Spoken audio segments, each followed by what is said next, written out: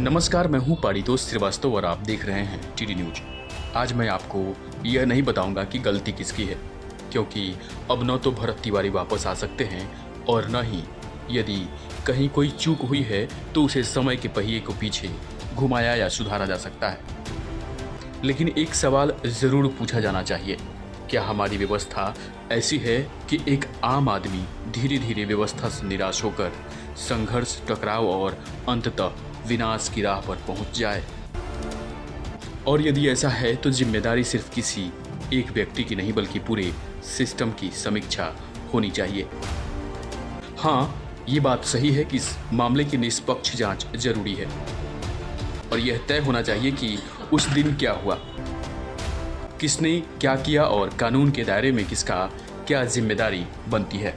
लेकिन उससे भी ज़्यादा ज़रूरी है कि इस घटना से सबक लिया जाए, ताकि भविष्य में कोई व्यक्ति खुद को इतना असहाय, इतना उपेक्षित और इतना अकेला महसूस न करे कि वह भरत तिवारी बनने पर मजबूर हो जाए।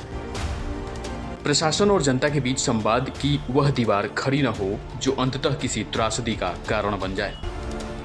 भरत भूषण तिवारी एनकाउंटर मामला अब केवल एक पुलिस कार्रवाई या एक व्यक्ति की मौत का मामला नहीं रह गया है।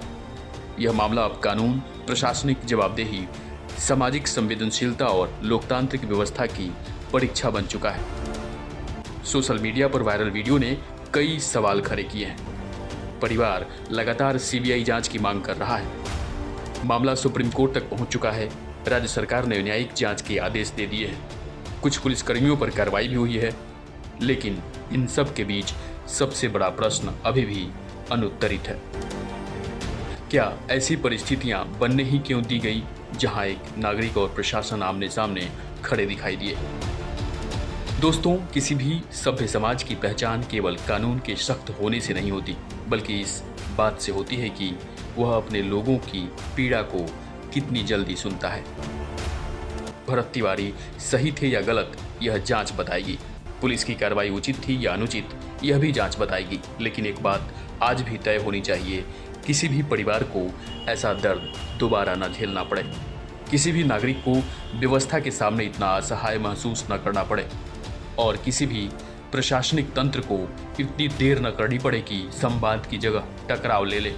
क्योंकि जब तक भरत तिवारी मरता है तो सवाल केवल एक व्यक्ति की मौत का नहीं होता। सवाल यह होता है कि क्या हमारी व्यवस्था ने समय रहते उसकी आवाज़ सुनी थी।